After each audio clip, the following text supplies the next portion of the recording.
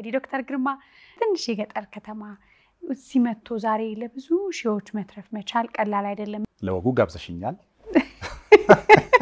እውነት ነው ፈትሉ ይመለከተኛል ወይ ነው አንዳንዶቻችን ግን ደግሞ አለን በአንድ በኩል ስለታችን በጣም ይሳልና በሌላኛው በኩል ደግሞ ፍጹም ምንም ነገር መቆረጥ የማይችል ያልተሳለ ይሆናል ኃላፊነትም እየጣልሽብኝ ነው በአንድ ጎን አንቂዎች እንኳን ማለት ትንሽ ያስቸግራል ህይወታቸው ላይ ማታየው ግን ቃላቶቻቸው በጣም የገዘፉትን ነገሮች ስናይ ግለሰቦችን እየጎዳው ነው እየጠቀምኩ ነው ይኩ በስተት የተፈጠርኩ ሰው ነኝ ብዬ ነው ማስበው እኔ ክብደቱ አይታየኝም እኛ ከብዶናል ምን መሰለሽ የቴሌቪዥን ጣቢያ እንዲኖረኝ ሳስብ ይሄንን ኮርኩረን ሞክረን ካላየ ነው እንደ ተዳፈነ ይችል ዓለም ለቀን ነው የምንሄደው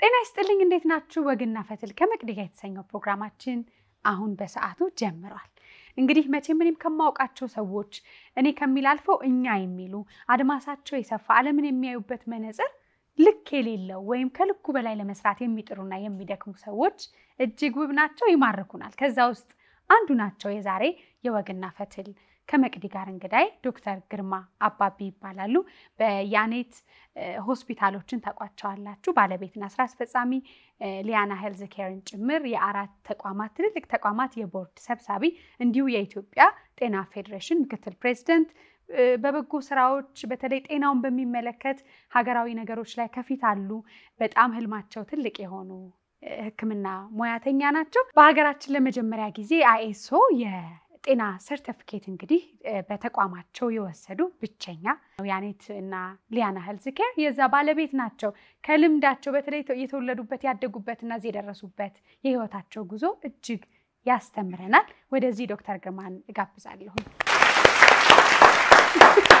እንደምናለሽ ታደስ ሰላም ነሽ እንኳን ደህና ቆየሽኝ ታደስ እንኳን ደህና መጡ ዶክተር ግርማ እንኳን ደህና ቆየሽኝ መቅደስ አንተ ብዬ መቀጠል ወዳጄ ስለሆን ካንዴም ሁለት ሶስት ጊዜ ማረጉ እንኳን ትልቅ ቢሆንም ወዳጅነቱ ይበልጣል አዎ ስለኛል በደስታ ነው እንግዲህ ዶክተር ግርማ እውነት ለመናገር ሀገራችን ላይ አድማሳቸው ሰፊ ሆነው ሀገራችንን የሚያዩበት መነጽር ልኬቱ አድማሱ የሰፋ ከመላቸው ሰዎች አንዱ ነህ ምክንያቱም አንዳንድ ጊዜ የምትሰራቸው ስራዎች ለብዙሃኑ ከመትረፋቸው ባሻገር ለትርፍ የሚሰሩ ብዙ አይደሉም በያምናለው የህክምና ተቋማት ላይ ህክምና ላይ ጊዜያቸውን ንብረታቸውን የሚያጠፉ ሰዎች ልብ አላቸው በያምናለው ከሐሳብህም ስትንጫወት ጥሩ ዓለምን መታይበት ቃላቶች አድማስን እደነቃለሁኝና እንግዳ ባደርጋቸው በየ ከመመኛቸው እንግዶች አንዱ ነበርክ ስለመጣ በወግና ፈትል ከመቅዲ ጋር እንግዳይ ስለሆንክ በጣም አመሰግናለሁ እኔም እጅግ አመሰግናለሁ መቅዲ እንዴት ነህ በዚህ ፕሮግራም ላይ ስለጋበዝሽኝ እንግዲህ ፕሮግራምሽ መቅዲ ወግና ፈትል ይላል ለወጉ ጋብዘሽኛል እውነት ነው ፈትሉ ይመለከተኛል ወይ ነው ፈትሉ እንግዲህ አንተንም ሁላችንም የሚመለከት ይመስለኛል ለተመልካቾችን በጣም ጥሩ ጥያቄ ጠየቅከኝ እንግዲህ ወግና ፈትል ስንል ፈትል ያው ሰሪው የሰጠን ፈጣሪያችን የሰጠን ትልቅ ተፈጥሮ ነው ያንን ተፈጥሮ ደግሞ በተሰጣቸው ጸጋና ጥበብ አሱበው ደውረው ጠልፈው እንዲውብ አድርገው እንደለበስኩት ጥለት ውስብስብ ካለው ክር ፊት ለፊት ደግሞ ጥርት ያለው ጥልፍና ውብ ሆኖ ምን እንደነቀበት ይሆናልና ማንነትም እንደዛው ይመስለኛል አይደለ ከብዙ ነገሮች ውስጥ ከተፈጥሮ ከተሰጠን ንጹህነት ወተን ከምናገኛቸው ልምዶች ደግሞ ተሰርተን ከተወሳሰቡ ክሮች ጀርባ ነው መቼም ይሄ ጥለት ውብ የሆነው የህይወት ጉጣ ውረድ ፈተና አልፈን ልክ እንደናንተ ደግሞ ጥበበኞች ደግሞ ሲመጡ ከጥበባቸው ከልምዳቸው ተምረን የምንዋብበት ነው ማንነት የምናገኝበት ነውና ከዛ አንፃር ነው እንግዲህ እንዲህ አይነት ስም የሰጠነው ተመልሶልኛል ሁለቱም ይመለከተኛል ማለት ነው እንግዲህ መቅዲ ያነሳሽውን ሐሳብ በሚመለከት ለሰጠሽኝ ለመልካም ቃላቶችሽ ከልብ አመሰግናለሁ በእውነት እንዳልሽው ነው እንግዲህ ህክምና እንደ ቢዝነስ ስታዩ ሶሻሊ ኮንሺየስ ቢዝነስ ነው የሚባለው ብቻውን አይደለም ብቻውን የቆመ ቢዝነስ አይደለም ሶሻሊ ኮንሺየስ ያ ማለት ማህበረሰብን ታሳቢ ያደረገ ከሌላው ቢዝነስ የተለየ ኃላፊነት ያለበት ማህበራዊ ኃላፊነት ያለበት ቢዝነስ ነው ስለዚህ ሰዎችም ቢዝነስን ሲመርጡ በይበልጥ የሕክምና ቢዝነስ ሲገቡ ሁሌ ማሰብ ያለባቸው ከሌላው ቢዝነስ የተለየ ማህበራዊ ኃላፊነት እንዳለባቸው ከሚያገኙት ትርፍ በላይ ህይወትን ማትረፍ ለሰዎች እሴት መጨመር ትልቁ ምሰሶ እንደሆነ ታሳቢ አድርገው ነው ወደዚህ ቢዝነስ መግባት ያለባቸውና በየትኛውም መስፈርት ሕክምናን እንደሌላ ቢዝነስ ማየት ትክክልም አይደለም ኃጢያትም ነው ብዬ ነው ማሰበውና በትክክል ነው የገለጽሽው። በጣም ግሩም ነው። እንግዲህ ሰው ከኔነት አልፎ ወይም እኔ ተምሬ በቅቼ ለቤተሰቤ ተርፌ ከሚለው አልፎ እንግዲህ በስርህ በጣም ትልልቅ ኃላፊነቶች አሉ። እንግዲህ እኔም የመጎብኘት እድሉን አግኝቼ ነበር የሕክምና ተቋሞችን፣ የትምህርት ኮሌጆችን፣ ዓለም አቀፍ እንግዲህ ዓለም በደረሰበት የጤና ትምህርት ዘርፍ ተወዳዳሪ ለመሆን እንዲሁ በቅርቡ ያገኛችሁትን ሽልማት እንኳን ደስ ያላችሁ። ለመጀመሪያ ጊዜ በሀገራችን እናንተ ተቋም እንግዲህ ተሸላሚ ሆኖ ጥራት ብቃቱን አስመዝግቦ ሽልማት ይዞልን መጥቷል። ከሱ በፊት ያለውን ታሪክህን ማወቅ ፈለኩኝ። እንግዲህ ዶክተር ግርማ በሰላሌ አይደል የተወለደ ጥሩ አባት ጥሩ እናት ያሳደገው ከጨዋ ቤተሰብ የወጣ ነው። እዚህ ዓለም ላይ ለመድረስ ግን ትናንትና ላይ ምንድን ነው የሰራው? እንዴት ተሰራህ ልጅነት ላይ? ምክንያቱም ብዙ ውጤቶች ላይ ልጅነት ላይ የተገነባ ኃይል ያለ ይመስለኛል። ወደ ኋላ አመሰግናለሁ መቅዲ። ያው ተወልጄ ያደግኩት ሰላሌ ገብረ ጉራቻ፣ ከገብረ ጉራቻ አለፍ ብሎ 15 ኪሎ ሜትር ቱሉ ሚልኪ የምትባል ትንሽ ከተማ ላይ ነው። ትምህርቴንም እዛው ነው የተከታተልኩት እስከ 12ኛ ክፍል። እንግዲህ ላነሳሽው ለዛሬ ማንነት በልጅነት ምን ተሰርቷል አልሽው፣ እውነት ነው። እንግዲህ ሳይንሱም የሚነግረን የመጀመሪያው እስከ 10 ዓመት እስከ 9 ዓመት ያለው ባንቺ ላይ የተሰራው ምታዩ ምትሰሚው የዛሬ ማንነትሽን ይቀርጻል። እድለኛ ነኝ። ያው አባቴም በጣም እውነቱን ለመናገር አስተዋይ ሰው ነው የነበረው። ለዛሬ ማንነቴ በጣም ትልቅ ስራ የሰራ አባት ነው ያለኝ። ብዙ አልተማረም አባቴ፣ ነገር ግን በጣም ብዙ ሳይማሩ አስተዋይ የሚባሉ አይነት ሰዎች መካከል አንዱ ነው። እናቴም እንደዛው። ስለዚህ ያደኩበት ቤተሰብ ኃላፊነትን መሸከም ለሰው ልጅ መኖር ካለበት ኃላፊነትን መሸከም የሚችል ከራሱ አልፎ ለሌላ መሆን የሚችል ትርጉም ያለው ህይወት የሚኖር ሰው ነው። በዚህ መንገድ ነበረ ስለ ሰው ሲነገረኝ የሚያደግኩትና ይሄ እንግዲህ ለዛሬ ማንነቴ በጎ እንትን ሆኖኝ ምርኩዝ ሆኖኛል ብዬ አስባለሁ። ስለዚህ ያው ትምህርቴን ከጨረስኩ በኋላ ያው ሕክምና ዘርፍ ነው የተቀላቀልኩት። ጎንደር ሄጄ የመጀመሪያ ዲግሪን ተማርኩኝ በሕክምና። እንግዲህ ከዚያ በኋላ ሁለት ጉዳዮች ነበሩ። አንደኛ ያው የራስን ህይወት የመለወጥ፣ ሁለተኛው ደግሞ ሙያ የሚጠብቅብኝን በተገቢው መንገድ መወጣት። እነዚህ ሁለት ዓላማዎች ናቸው የነበሩት። ከዛ እንደተመረኩኝ ዳራ የሚባል ሲዳማ ክልል ውስጥ ከዲላ 8 ኪሎ ሜትር ላይ ያለ ቦታ ነው የተመደብኩት። መጀመሪያ የሰራሁትና በጣም ጥሩ ጊዜ ነበረኝ። ቀባዶ የሚባል ከተማ የጤና ጣቢያ ኃላፊ ሆኜ ነው የሰራሁት። እንደ ሐኪምም ከማህበረሰቡም ጋር በጣም ጥሩ ማንነት ጥሩ ግንኙነት የፈጠርኩበት ጊዜ ነው የነበረው። እንግዲህ የሄድሽበት ማህበረሰብ አብረሽ የምትኖሪ ማህበረሰብ በጣም ማይንድፉል ኮንሽንና የምታስተውይ ከሆነ ብዙ ያስተምርሻል። ስለዚህ ያው ጥሩ ጊዜ ነበረኝ። እንግዲህ በጣም እንዳላረዝመው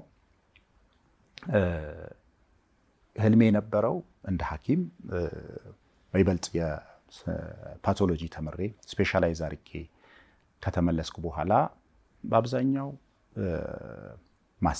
ማስተማር በጣም ፓሽኔ ነው። ከተማሪዎቼ ጋር ያለኝ ግንኙነት ሁሌ ከየትኛውም በላይ በጣም የሚያስደስተኝ ነው።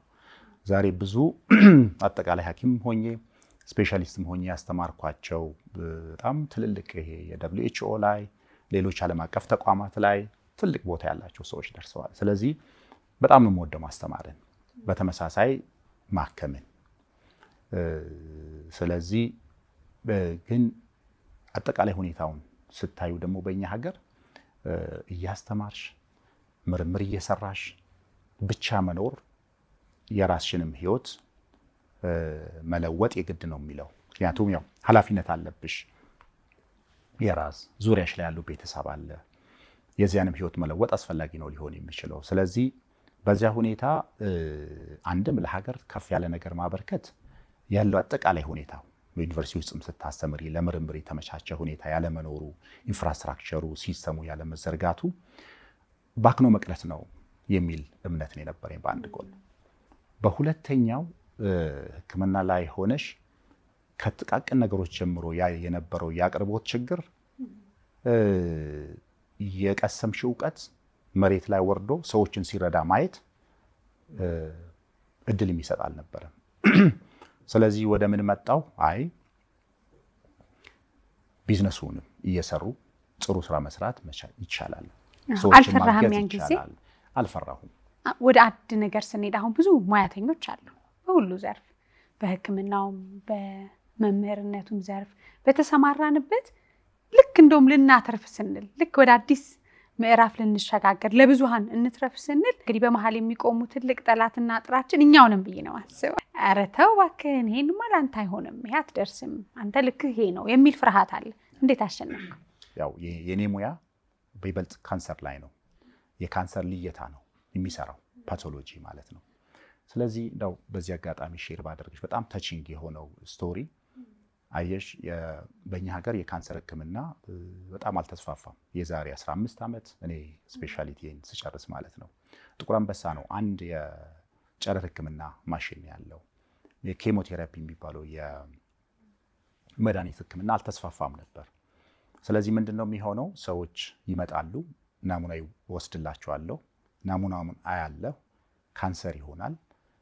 ዘን ካንሰር ነው የሚለው ሪፖርት አወጣለሁ።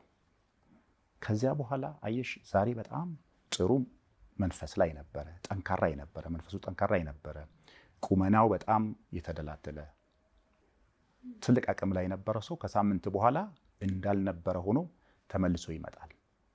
እና እንዲህ ተባልኩኝ፣ ህክምናው እንደ ልብ ማግኘት አልችልም እዚህ ሀገር።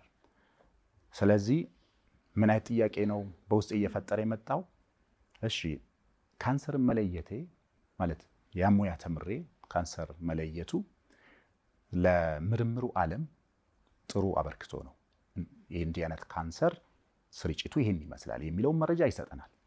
ነገር ግን ግለሰቦችን እየጎዳሁ ነው እየጠቀምኩ ነው የሚል ትልቅ ጥያቄ ፈጠረብኝ። ምክንያቱም ይሄ ሰው ናሙናው ተወስዶለት ካንሰር አለብህ ባይባል ኖሮ በሽታውን ምንም ሊሆን ይችላል። አየሽ ወባም ሊሆን ይችላል ብሎ ሌላ እንትን ነው ቢያንስ አያስጨንቀውም በምንም። ስለዚህ ተስፋውን ይዞ ይቀጥላል። ይሄ ሰው የሚቀጥለው 2-3 ዓመት በተስፋ መኖር የሚችል ነው የነበረው። ያቺ ካንሰር አለብህ የተባለ ቀን አለቀለት፣ ያው ሞትን እንደሚጠብቅ ነው የሚረዳው። ስለዚህ የዕለት ተዕለት ኑሮዬ ይሄን ማስተናገድ ነው የሆነው። በጣም ህመም አለው አይደል? መፍትሄ የሌለውን ነገር እያገኙ እንደመንገር ትንሽ የሚያመነግ ወደ መፍትሄ ለመውሰድ ብዙ ጥረሃል አውቃለሁ። ስለዚህ እንግዲህ ምንድነው እኔ ብቻ ሳልሆን ደግሞ መሰል ሙያውን የሚያጠኑ ከኔ በኋላ የሚመጣው ትውልድ ህይወቱ እንደዚህ ነው ሊሆን የሚችለው ማለት ነው። ስለዚህ ወደ ቢዝነሱ ልግባና ቢያንስ ይሄንን መቀየር የሚችለውን ያህል በጎ ተጽዕኖ ማሳደር የሚችለውን ያህል በዚህ ላይ ለስራ የሚለው ኃይለኛ ቁጭት ነው የተፈጠረው። ስለዚህ ቁጭቱ ስለ ቢዝነሱ መቀጠል፣ ስለ ማትረፍ፣ ስለ አልነበረም። ይሄን ተቀይሮ ማየት ነበር ሌት ተቀን የነበረው ህልም። ስለዚህ ትልቁ ምሰሶ መሰረቱ ያንን ተለውጦ ማየት ነው የነበረው ምኞትና እንግዲህ ሲጀመር ጀምሮ አሁን ያኔ ታዋሳም ስንጀምር መጀመሪያ ያደረግነው የዛሬ 10 ዓመት የካንሰር ህክምና ነው የጀመርነው። ኬሞቴራፒ መጀመሪያ ሲጀመር የካንሰር ልየታውን ያጠናከርነው። ከዚያ በኋላ ተከትሎ በመጣው ደግሞ በመድኃኒት ብቻ ሳይሆን በቀዶ ህክምና ነው ካንሰር ብዙ መፍትሄ ሰጣችሁ። ከዛ በኋላ ከስር በዛው መንገድ እያደረጀን መጣን። አንዴ ደግሞ ኢነርሺያዋን መነሻዋን ሰብሮ መውጣት ነው። ብዙ ጊዜ ሰዎች የሚፈሩት መጀመርን ነው። ያችን አልፈሽ አንድ እርምጃ ከሄድሽ በኋላ በራሱ ነው የሚወስድሽ። ባይዘው የሚያቆምህ ነገር አይሆንም። ለዚህ ነው ምስክር ነኝ። በጣም አንድ እንዳልከው ከነበርክበት አንድ ምዕራፍ ወደ አንድ ምዕራፍ ለመሄድ ያለችው አንድ ቀጭን መስመር ናት። ግን መቼም ለብዙዎቻችን ተራራ ነው። በቃ ያንን እስከምትወጣው ስታስታምመው ስትሸከመው ትኖር። ለዚህ ነው እንዴ ለካ አንድ ስትራመድ ሌላ አዲስ ለካ በሮች አሉ የሚለውን የምናየው። በጣም ትልቅ ነገር ነው። ስለዚህ እሱ ነው ትልቁ ነገር እና እንግዲህ ምናልባት ቢዝነስ ለሚያስቡትም ሰዎች በዚህ አጋጣሚ አንደኛው መጀመር ዛሬ ነው የምናስበውን ነገር ነገ የሚባል መኖር የለበትም። ስንጀምርም ደግሞ እንደው ይሄን አገኛለሁ ሳይሆን ይሄን እፈታለሁ። ቅድም እንዳልኩሽ የማያልቅ ነው አይደለም፣ ተፈቶ አያልቅም። አሁን የትኛው የዓለማችን የጤና ችግር ተፈቶ አያልቅም። ስለዚህ ራእዩ ግዙፍ ይሆናል። እይታሽን አድማስሽን በዚያ ልክ ያሰፋውና ትንንሽ ነገር ላይ ሳይሆን ፈተናዎችም ሲመጡ የተሰለፍሽለት ዓላማ ትልቅ ከመሆኑ የተነሳ የትኛውም ፈተና ቢመጣ እንደምታልፊው ትልቁ እርግጠኛ መሆን የሚያስፈልገው የምሰራው ነገር ለሰው ልጆች በጎ አስተዋጽኦ የሚያደርግ ነው ወይ፣ በፈጣሪ ዘንድ በመልካም የሚታይ ነው ወይ፣ እያንዳንዷን ማድረጋት ነገር ፈጣሪ የሚወደው ነው ወይ? ይሄ መልስ ከተመለሰ እኔ ቢዝነስ እኛ አይደለን የምንመራው፣ እሱ በራሱ መንገዱን እየመራን ነው የሚሄደው ብዬ ነው የማስበው። ዩቲዩብ መክፈቴን ታውቃላችሁ አይደለ? መቅድዬ ቲዩብ በሚል ብዙዎቻችሁ ሰብስክራይብ ሳታደርጉ ነው የምታዩ። ስለዚህ ሰብስክራይብ አድርጉ። አመሰግናለሁ። አዎ በጣም ጥሩ ነው። እንግዲህ አሁን አንተ እንዲሁ ስናይህ ብዙ ነገሮች ላይ አንድ ሰው የተሳለ ነው ብዬ ነው ማምነው። አንዳንዶቻችን ግን ደግሞ አለን በአንድ በኩል ስለታችን በጣም ይሳልና በሌላኛው በኩል ደግሞ ፍጹም ምንም ነገር መቁረጥ የማይችል ያልተሳለ ይሆናል። ሰዎች ሲሰሩ፣ ሰዎች ሲበቁ፣ አድማሳቸው ሲሰፋ በሁሉ በኩል መሆን እንዴት ይቻላል? ጥሩ የቤተሰብ ኃላፊ፣ ጥሩ ጤና ተቋም መሪ፣ ጥሩ ከፈጣሪ ጋር ያለ ግንኙነትን ለማድረግ የሚጥር እና በዛው ስለማለፍ የሚጥር ሰው ለመሆን ምንድነው ጥንካሬ? እንግዲህ ያው በዚያ ልክ ስለሳልሽ ደስ ይለኛል እና ኃላፊነትም እየጣልሽብኝ ነው በአንድ ጎን። በጣም አመሰግናለሁ። እንግዲህ ያው ህይወት ሚዛናዊ መሆን መቻል አለበት ብዬ አስባለሁ። አየሽ አንዴ ነው የምንኖረው ምድር ላይ። የምንታወስበትም ደግሞ ሁሌ ልጆችሽ የሚያስታውሱሽ በጥሩ አባት በጥሩ እናት፣ ዙሪያሽ ያሉት በመልካም ሰው፣ ሙያተኞች በመልካም ሙያተኝነትሽ፣ የሚቆጣጠሩሽ አካላት ለህግ ተገዢ የሆነ ይሄ ምልሽ የመኖር ያለመኖር እሴት አድርጎ መያዝ እኔ ተገቢ ነው ብዬ አስባለሁ። የነዚህ ሁሉ መሰረቱ እሴታችን ነው። ይሄ ቫልዩ ፐርሰናል ቫልዩ የምንላቸው ማንደራደርባቸው ነገሮች ሊኖሩን ይገባል። ስለዚህ በዚህ ረገድ በጣም በምችለው ሁሌ ራሴ ላይ ሰራለሁ። ከልጅነትም ጀምሮ እኔ በጣም ኢንተራክቲቭ ሰው አልነበርኩም። እውነቱን ለመናገር ከሰዎች ጋር ብዙ መግባባት፣ ብዙ ኢንተራክት የማድረግ አይነት ማንነት አልነበረኝም። አብዛኛውን ጊዜ ብቻዬን ነበርኩ። አንባቢ እንደነበርክ ሰምቻለሁ። አነባለሁ፣ አስባለሁ። እንግዲህ ያው ሁሌ ያሰብሽውን ነው የምትሆኚው። ይሄን እኔ በተግባር የምመሰክረው ነገር ነው። ምክንያቱም በእያንዳንዷ ሰዓት በምታልፈው ሰዓት ብቻዬን ስጓዝ፣ ብቻዬን ባለሁበት ሰዓት ስለው የነበረው ዛሬ እየሄድኩበት ያለውን አይነት ማንነት ነው የነበረው። በእርግጥ ገና ነው፣ አልተደረሰበትም። ስለዚህ ይሄ በራስ ላይ መስራት አስፈላጊ ነው የሚሆነው። ከራሳችን ጋር የሚኖረን ንግግር ሁሌ ማተር ያደርጋል። ሁሌ ትልቅ ዋጋ የምሰጠው ጉዳይ ነው። ስለዚህ በዚህ ረገድ ያንን ስዕል የማንነትን መሳል ላይ የማነባቸው እንትኖች ከተማሪም ሆኜ ያው ከጓደኞቼም ጋር ሁሌም የሚያውቁት ሕክምና ትምህርት ቤትም ሆኜ የሕክምና መጽሐፍቶችን የማነበውን ያህል ሌሎችን የሰብዕና ግንባታ ላይ የሚረዱ የተለያዩ መጽሐፍቶችንም ማነብ ነበር። ስለዚህ ያው አንድም በየጊዜው በቋሚነት የምናነባቸው ማንነትን የሚገነቡ እሴትሽን እያጠሩ ሊሄዱ የሚችሉ ይዘት ያላቸው መጽሐፍቶችን፣ ኦዲዮዎችን ማዳመጥ እኔ በጣም የዛ በጣም አድናቂ ነኝ። በጣም አንደኛው እሱ ነው። ሁለተኛ ደግሞ ቀደም እንዳልነው ከራስ ጋር ያለው ንግግር ሁሌ መጠንቀቅ ያለብን እሱ ነው። ሁሌ ጥንካሬን ችግር ፈተሽ ራስሽን ማየትን በጣም ከባድ ሁኔታ ውስጥ ነው የምታልፊው። አንዳንዴ አለቀልኝ ይሄን አላልፎ የምትያቸው ጊዜያቶች በጣም በርካቶች ናቸው። እንቅልፍ የሚነሱሽ አጋጣሚዎች በጣም ብዙ ናቸው። ነገር ግን አንቺ አይደለሽ የምትፈቺው። ትልቁ ስዕል ካለ ሁሌ ፈጣሪ ያ ነገር እንዲሆን የፈጣሪ ፍላጎት ከሆነ ኢንስትሩመንት ነኝ እኔ። ያንን ፈጣሪ በእኔ ላይ አድሮ ሊፈጽም ስለፈለገ እንጂ እኔ የተለየው ስለሆንኩ አይደለሁም። ስለዚህ ብዙ ውጥረት ይጫንና ማታ ለፈጣሪ ሰጥቶ መተኛት ነው።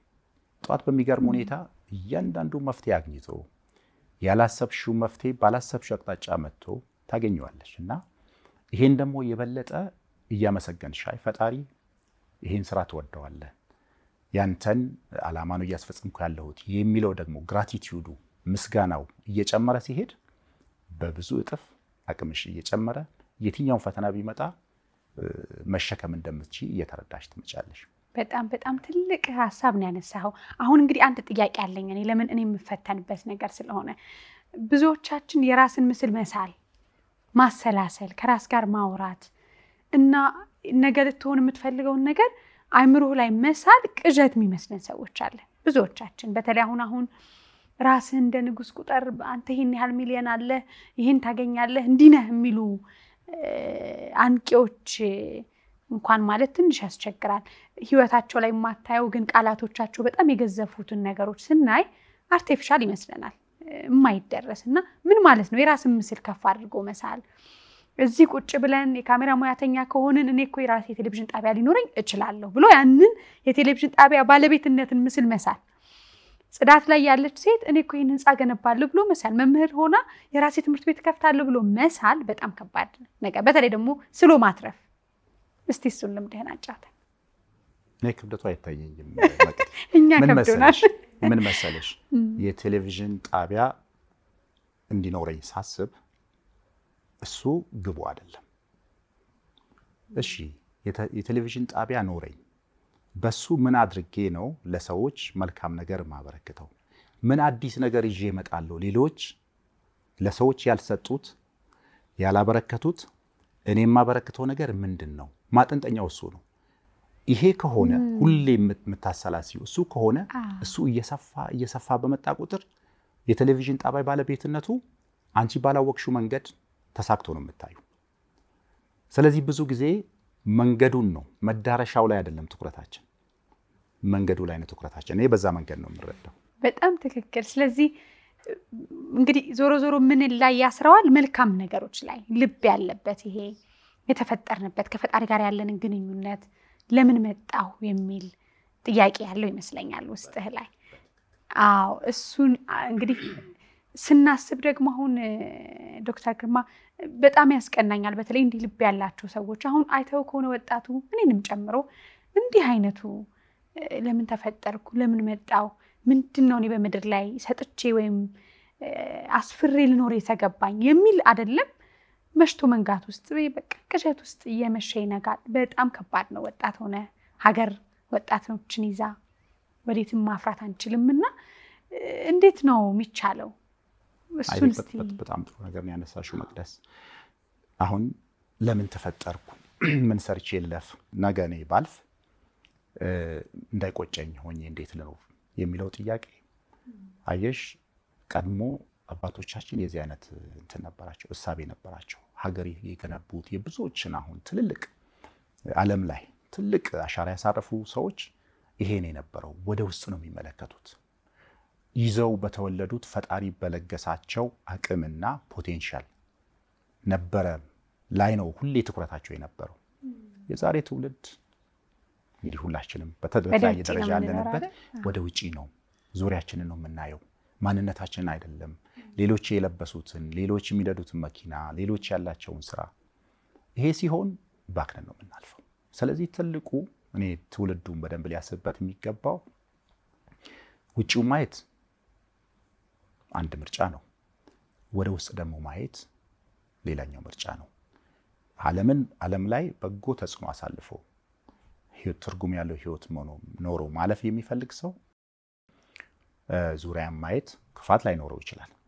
ግን አብዛኛውን ጊዜ የውስጡን ምንድነው ይዤ የተወለድኩት ፈጣሪ ከኔ ምን ይፈልጋል ያልጠየቁን ጥያቄ ፈጣሪ መልስ አይሰጥሽም። አንኳኩ ይከፈትላችኋል ነው ያለው። ምንድነው የሰጠኸኝ ብለሽ እሱ ያውቃል እንላለን። አንዳንዴ እሱ እኮ ያውቃል የፈጠረኝ እንላለን። እኔ እሱንም ትክክል ነው ብዬ አላስብም። የምታውቂበትን አእምሮ ሰጥቷል እሱ። አንኳኩ ብሎሻል። ካላንኳኳሽ ፈጣሪ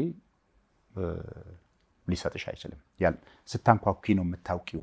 ምክንያቱም በጣም ኢንፋይናይት ፖቴንሻል ነው የሰው ልጅ ያለው። በጣም በሚገርም ሁኔታ ያልተረዳነው ማንነት አለ ሁላችንም ውስጥ። በጣም ኃይል አለ፣ ዲፕ የሆነ በጣም ጥልቅ የሆነ። ይሄንን ኮርኩረን ሞክረን ካላየነው እንደተዳፈነ ይችላል ዓለም ለቀን ነው የምንሄደው። አዎ በጣም አንድ ሐሳብ አስታወስከኝ። አንድ ጥሩ አባባል አለ።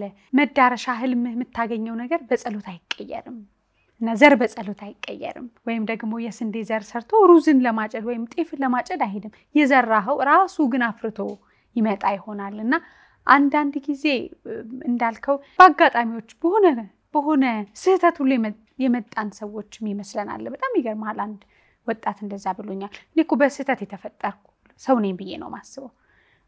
እናትና አባቴ በስህተት ወደዚህ ምድር ያመጡኝ ማልፈልግና አሁን ለኔ ህልም መዳረሻ የምትዩ ነገር ትርጉም አይሰጠኝም አለኝና በጣም ያማል አይደለም። ስለዚህ ከየትኛውን ጀምር ዶክተር ግርማ? ልምድ ብዙ ነውና ዛሬ ለሚያዩን ሰዎች በቅዠት ውስጥ ይሄ በቃ በማይጨበጥ ነገር ውስጥ በመምሸት በመንጋት ከእጅ ወደ አፍ ወደ ሆነ ከዛ እንመጣበታለን ጤና ማጣት ውስጥ በሚሰቃይ የህክምና ችግር ባለበት ታሙ በማይድንበት ቀናት አለ ተብሎ ያንን ቀን ለመኖር የህክምና መሳሪያ የለም ሙያተኛ የለም እየተባለ በሚጓዝ ማህበረሰብ ውስጥ ሆነ መዳረሻን ማየት እንዴት ይቻላል የሚለው መስጠጫት በጣም ጥልቅ ጥያቄ ነው። በቀላል መመለስ የሚያስቸግር ነው የሚሆነው ብዬ አስባለሁ። ግን መልከታዬን ልንገርሽ እንግዲህ የማንነት ከብዙ ነገር ነው የሚሰራው።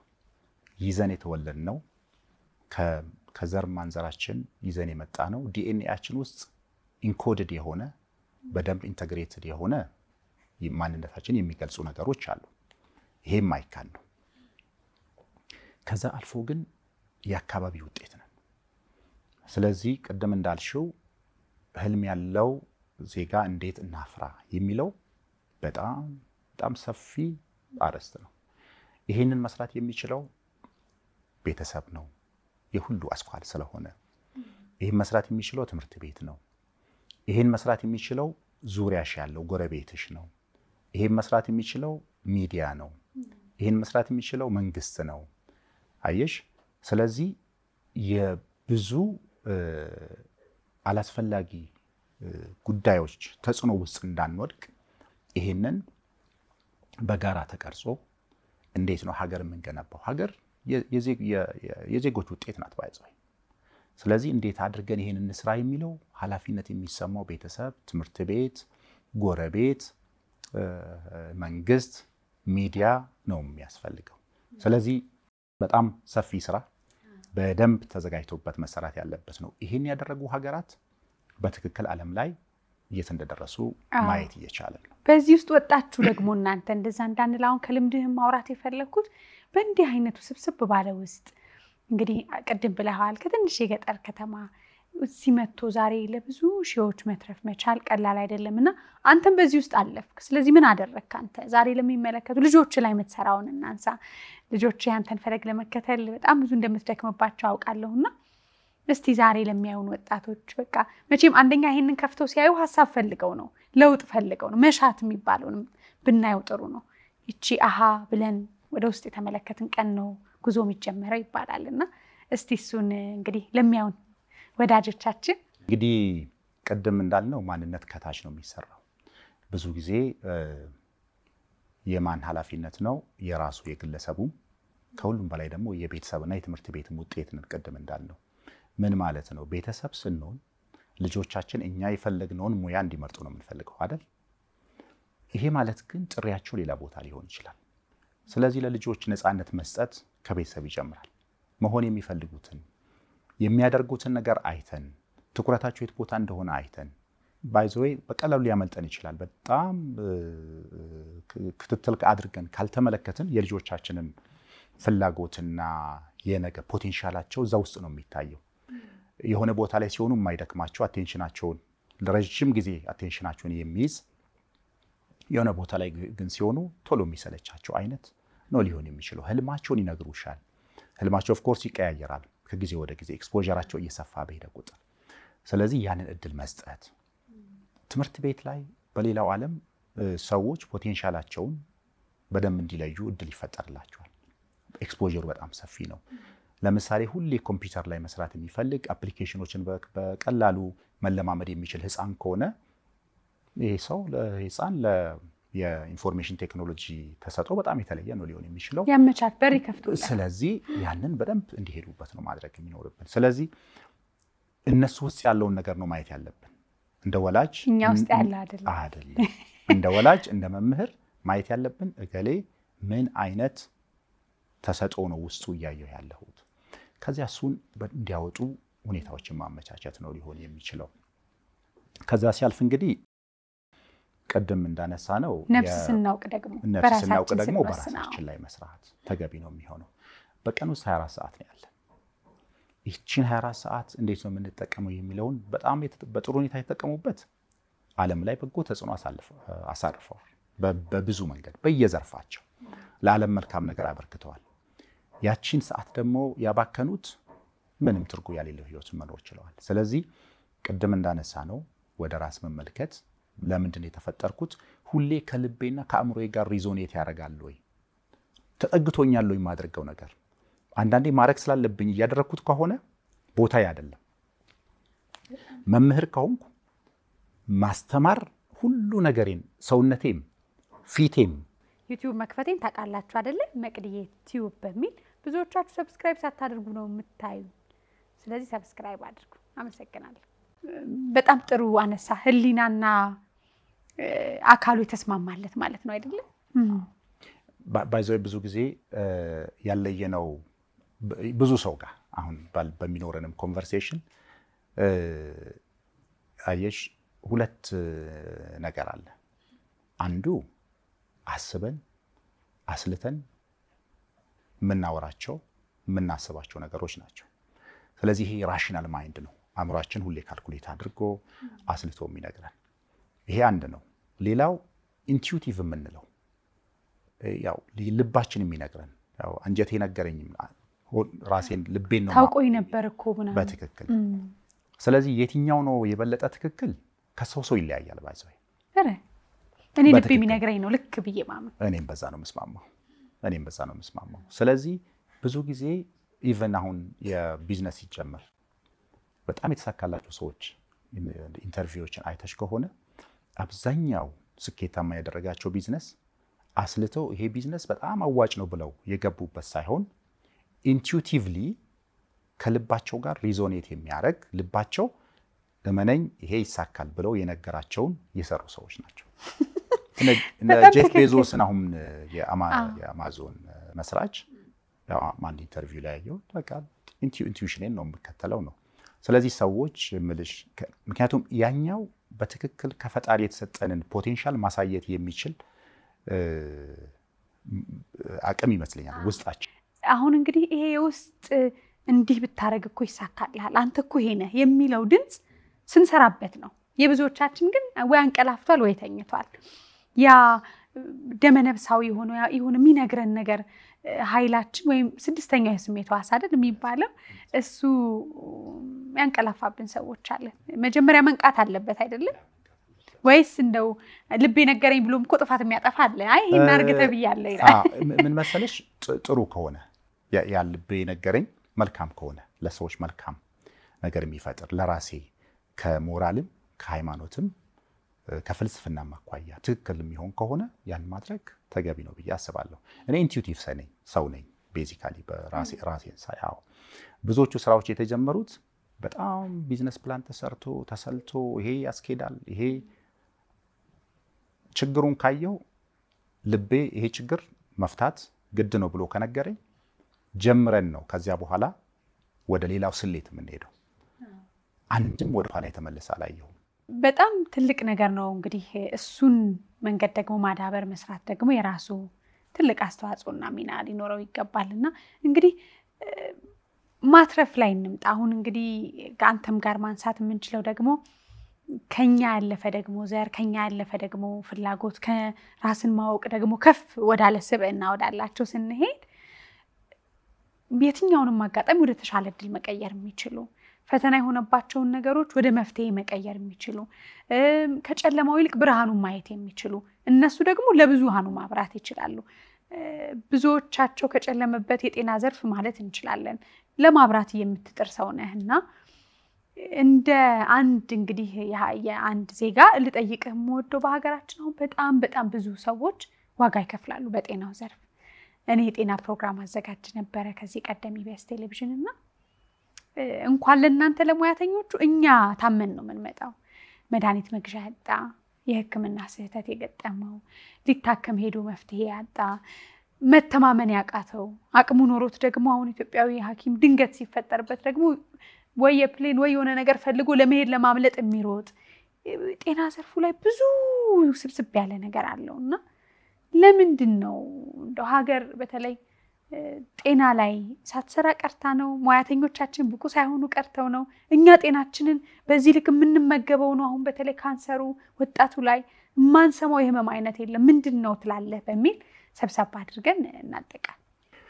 እሺ መቅዲ፣ ሰፊ አርስትን ያነሳሽው ባጭር ጊዜ ተወርቶ የማያልቅ ግን አንኳር የሆኑትን ትኩረት አድርገን እናንሳ። አሁን የበሽታ ትሬንድ ወይም የስርጭት ሁኔታ ለምን ተቀየረ? እውነት ነው ኢትዮጵያ ውስጥ ብቻ አይደለም፣ የዓለም አቀፉን ሁኔታ እንዴ አህጉር አቀፍ ዓለም አቀፍ ለረጅም ጊዜ እኛ ተላላፊ በሽታዎች ነበሩ እያስቸገሩን የነበረው እንደ ወባ፣ ኤችአይቪ፣ ቲቢ እንደዚህና ሌሎች የእናቶችና ህፃናት ችግር ይሄን የነበረው ለረጅም ዓመታት። ቀስ እያለ የኑሮ ዘይቤያችን እየተቀየረ ሲመጣ ሰዎች አመጋገባቸው የእንቅስቃሴያቸው ሁኔታ እየተገደበ ሲመጣ ባህሪው እየቀየረ መጣ። ተላላፊ ከሆኑት ተላላፊ ወዳልሆኑት ዛሬ በጣም ከፍተኛውን የሞት እና የህመም መነሻ እየሆነ ያለው ከነዚህ ከተላላፊ በሽታዎች ይልቅ ተላላፊ ያልሆኑ በሽታዎች እንደ ደም ግፊት፣ ስትሮክ፣ የልብ ችግር፣ የካንሰር እና እንደዚህ አይነት ችግሮች ናቸው በዋናነት የሚታዩት ማለት ነው። ይሄ የምን ውጤት ነው? ቅድም እንዳልነው የብዙ ውስብስብ እንትኖች አሉት። ዋናዎቹ ግን አንደኛው የላይፍ ስታይላችን ነው። አየሽ አሁን ቴክኖሎጂ መምጣቱ ቁጭ ብለን ነው የምንውለው። ከቤት ወደ መስሪያ ቤት በመኪና ነው የምንሄደው። ብዙ የአካል እንቅስቃሴ አናደርግም። ይሄ ለነዚህ ለደም ግፊት፣ ለልብ ችግር ከዚያን ተከትሎ ለሚመጣው ስትሮክ በጣም አጋላጭ ናቸው። ውፍረት ተያይዞ ነው የሚመጣው። ቅባቱ ሜታቦላይዝድ አይሆንም። የደም ስር ላይ ይጋገራል። ያመጋገሩ የደም ስሩን ያጠባዋል። እንግዲህ በጣም ብዙ ውስብስብ ችግሮችን እያመጣ ነው ማለት ነው ይሄ። ስለዚህ ዓለም አቀፋዊ የበሽታ ትሬንድ ነው ይሄኛው። ምን ማድረግ አለብን? ያው አንደኛው የመጀመሪያው የላይፍ ስታይላችንን መቀየር ነው። አመጋገባችን ከቅባትነት ካላቸው በጣም ፋስት ፉድ ከሆኑ እነዚህ ካርቦሃይድሬት ከሆኑ ምግቦች ይልቅ ይበልጥ አትክልት፣ ፍራፍሬ እና የተመጣጠነ ምግብ በእያንዳንዱ የእድሜ ደረጃ የሚታዘዝ የምግብ የሜኑ አለው። ስለዚህ ይሄንን ግዴታ ሆቴልና ሬስቶራንት ብቻ ሳይሆን ቤታችን ማዘጋጀት የምንችለው ነው። አመጋገባችን ላይ ጥንቃቄ ማድረግ መቻል አለብን። የአካል ብቃት እንቅስቃሴ ማድረግ ይኖርብናል። ስፖርት እንኳን ባንሰራ በቀን 30 ደቂቃ ያህል ሰውነታችን መንቀሳቀሱን እርግጠኛ መሆን ይኖርብናል። ስትረስ መቀነስ ይኖርብናል። የዛሬ ዘመን በብዙ ውጥረት ውስጥ ነው የምናልፈው። ይህንን ስትረስ ማኔጅ የምናደርግበት መንገድ ላይ በጣም ጥንቃቄ ማድረግ ይኖርብናል። እነዚህ እንግዲህ በጥቅል ሲታዩ ነው። በእያንዳንዱ ሰው ደግሞ በየራሱ የሚታዘዝለት አለ። ሌላው በየጊዜው የጤና ምርመራ ማድረግ ነው። ለበሽታ ሳንጋለጥ ቀድመን የምናደርጋቸው ምርመራዎች ከታመምን በኋላ ከምናወጣው ወጪ ከሚደርስብን ስቃይ አኳያ ስታዩ ሰማይና ምድር ያህል የተራራቁ ናቸው። ስለዚህ ቢያንስ በየእድሜ ደረጃ ልዩነቶች አሉ ማለት የሚታዘዙ የምርመራ አይነቶች። ነገር ግን ቢያንስ በዓመት አንድ ጊዜ ጠቅላላ ምርመራ ሐኪሞች በሚያዙት ልክ ማድረግ በጣም ተገቢ ነው የሚሆነው። ይሄም ሆኖ እንግዲህ ሙሉ በሙሉ ማስቀረት የሚቻል አይደለም። መከሰታቸው አይቀርም በሽታዎች እንዳልሽው በጣም ውስብስብ ነው በእኛ ሀገር። ይሄ የኛ ሀገር ብቻ ሳይሆን የዓለምም ችግር ነው ባይዘው። አዎ በይበልጥ አፍሪካ በማደግ ላይ ያሉ ሀገሮች የዜጎቻቸው የጤና ፍላጎትና አቅርቦት መካከል ያለው ልዩነት እጅግ ሰፊ ነው። ስለዚህ መንግስታት በጣም ብዙ ትልቅ ጥረት ያደርጋሉ። ነገር ግን ያንን ማሳካት የቻሉ በጣም ጥቂት ናቸው። እነሱም በአንጻራዊነት ነው። አሜሪካ ትልቁን ሀብቷን ከጂዲፒ ከሚባለው የዓመታዊ ምርት 20% ለጤና ነው የምታውለው። እንግዲህ በጣም በብዙ ትሪሊየን ማለት ነው። ነገር ግን አሁን አሜሪካኖች የጤናው አውትካም የሕክምናው ውጤት የሚያሳየን ሞትን በመቀነስ ህመምን በመቀነስ ደረጃ ውጤታማነቱ ከሌሎች ሀገሮች ከሌሎች አውሮፓ ሀገሮች ዝቅ ያለ ነው። ስለዚህ ብዙ ስለምናወጣ ብቻ አይደለም አውትካሙ ብዙ በትኩረት ሊሰጣቸው የሚገባቸው ጉዳዮች አሉ። ስለዚህ እንግዲህ እንደኛ ሀገር በመንግስት በኩል በጣም ሰፊ ጥረት እየተደረገ ነው ያለው። እውነቱን ለመናገር ባለፉት 20-30 ዓመታት የጤና አገልግሎት ስፋት በሰፊው ጥራቱ ላይ አሁን ደግሞ በሰፊው የተካሄደበት ነው ያለው። ለሌሎች ሀገሮች ምሳሌ መሆን የሚችል ስራ እየተሰራ ነው። በግሉም ዘርፍ የተጀመሩ ስራዎች አሉ። የኢትዮጵያ የግል ዘርፍ የ30 ዓመት ታሪክ ነው ያለው። በዚህ 30 ዓመት ታሪክ ውስጥ አሁን ያለው እንግዲህ ጤና ሚኒስቴር ከመዘገባቸው ወደ 45000 የሚጠጉ ተቋማት አሉ ኢትዮጵያ ውስጥ ጤና ተቋማት። ከ45000 ወደ 43000 አካባቢ የመንግስት ነው፣ 42000 አካባቢ የግል ነው። በ30 ዓመት ረጅም ርቀት መጥቷል። ስለዚህ አሁን የተቋማት ስርጭት በይበልጥ በመጀመሪያ ደረጃ ባለው ሕክምና እየተዳረሰ መሆኑን የሚያሳዩ ነገሮች አሉ።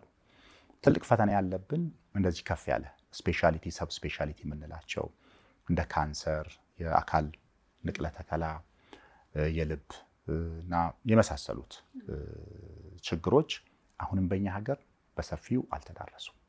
ስለዚህ እንግዲህ ያው የግሉም ዘርፍ መንግስትም ተባብሮ በሰፊው መስራት የሚጠበቅብን በዚህ ዘርፍ ላይ ነው። እንዳልሽው ዜጎች በሀገራችን የጤና አገልግሎት በሚፈለገው ልክ ኮንፊደንስ ወይም ደግሞ መተማመን እየፈጠሩ አይደለም። ተቋማት መኖራቸው አንድ ጉዳይ ነው። ባሉ ተቋማት ላይ ግን መተማመን መፍጠር መቻል ደግሞ ሌላ ጉዳይ ነው። አሁን ሰው ላይ ዜጎች ላይ የማይፈረድበት ምክንያት እነዚህ ተቋማቶቻችን በሌሎች ሶስተኛ ወገን ሌላ ዓለም ላይ እንደሚደረገው አደረጃጀታቸው አጠቃላይ የሥራ ሁኔታቸው ተመዝኖ ደህንነቱ ፈዋሽነቱ የተረጋገጠ ተቋም ነው ተብሎ በሶስተኛ ወገን የተመሰከረላቸው ተቋማት የሉንም። ሰምቼ አላውቅም። አሁን የራሴ በተለያየ ደረጃ እንግዲህ የተጀመሩ አሉ። ለምሳሌ አሁን በላቦራቶሪ በመንግስትም የግልም አይኤስኦ 18158 የሚባል በእኛም ሀገር በሌላም ዓለም ላይ የሚተገበር አለ። በላቦራቶሪ የተወሰኑ ተቋማት የመንግስትም የግልም አሉ። ከዚያ ውጪ ግን ከፍ ባለው አጠቃላይ ጤና ማዕከል ተቋማት ሆስፒታሎች ዓለም አቀፍ ስታንዳርድን ያሟላሉ ወይ? በዓለም አቀፍ መስፈርት ተለክተው ፈዋሽነታቸውና ደህንነታቸው የተጠበቀ ነው ወይ ለአገልግሎት ሲሰጡ? አሁን ብዙ ጊዜ ፈዋሽነት ላይ ነው ትኩረት የምናደርገው። የደህንነት ጉዳይ በጣም አሳሳቢ ነው። ምን ማለት ነው? እንግዲህ የዓለም ጤና ድርጅት ጥናት የሚያሳየው ሐኪም ቤት ሄደው ከሚታከሙ 4 ሰዎች አንዱ በሆነ መንገድ ደህንነቱ አደጋ ላይ ይወድቃል። በምን መንገድ? በምርመራ ውጤት ቶሎ ባለመድረስ፣ ትክክለኛ ያልሆነ ውጤት በማግኘት፣ በመዘግየት፣ ያልሆነ መድኃኒት በመታዘዝ። አየሽ አሁን 25% ከመቶ 25ቱ ሰው ለአንድ ችግር ሄዶ ሌላ ችግር ይዞ የሚመለስ ነው ማለት ነው። ስለዚህ ውስብስብ ነው። በእኛ ሀገር ብቻ አይደለም፣ በሌላውም ዓለም ነው። ስለዚህ ምንድነው መሆን ያለበት? ተቋማቶቻችን ወዴት ነው መሄድ ያለባቸው?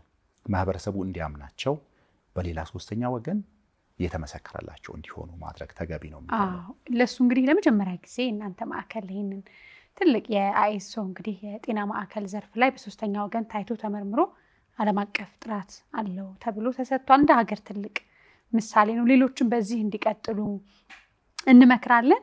እንግዲህ ዶክተር ግርማ በጣም አመሰግናለሁ ስለመጣ።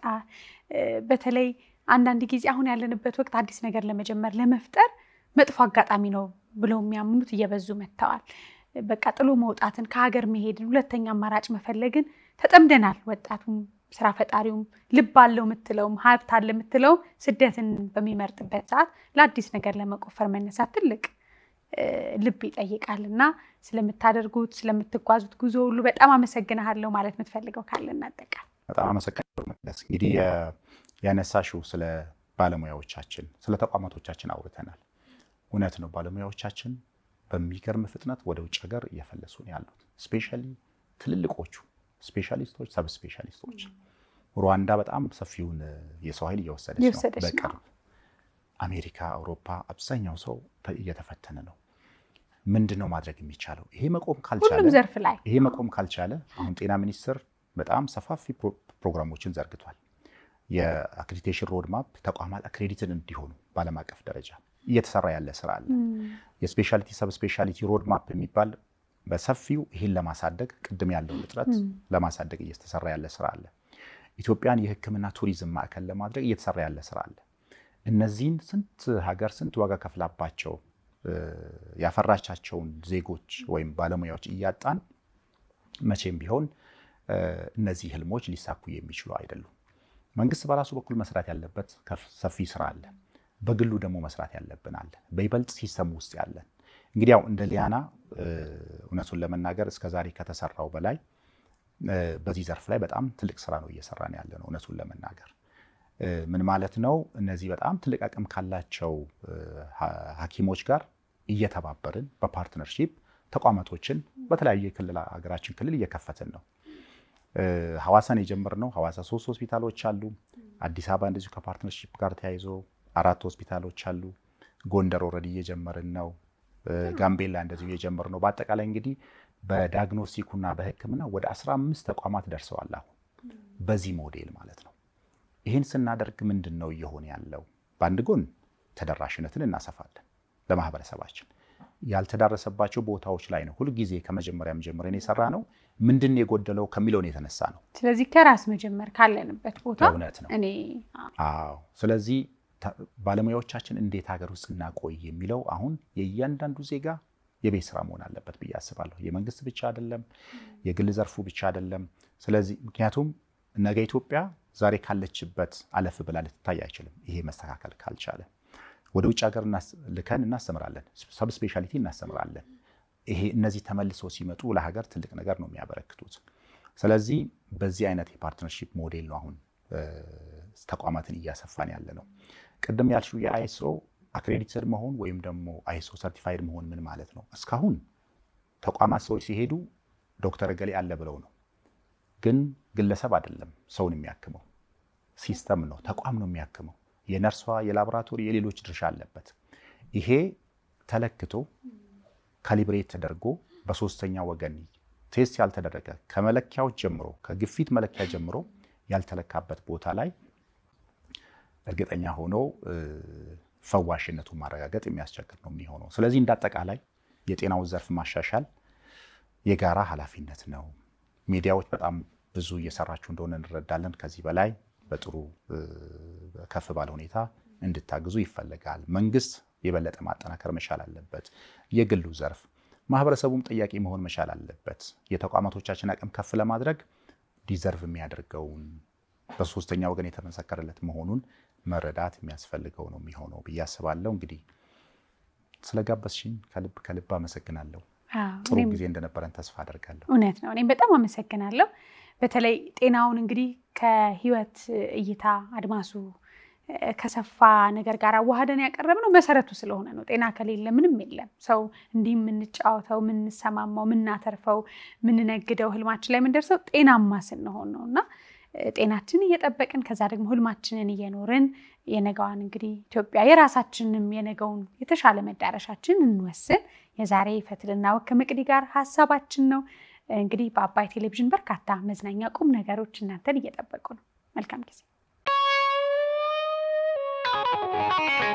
ዩቲዩብ መክፈቴን ታውቃላችሁ አይደለ? መቅዲዬ ቲዩብ በሚል ብዙዎቻችሁ ሰብስክራይብ ሳታደርጉ ነው የምታዩ። ስለዚህ ሰብስክራይብ አድርጉ። አመሰግናለሁ።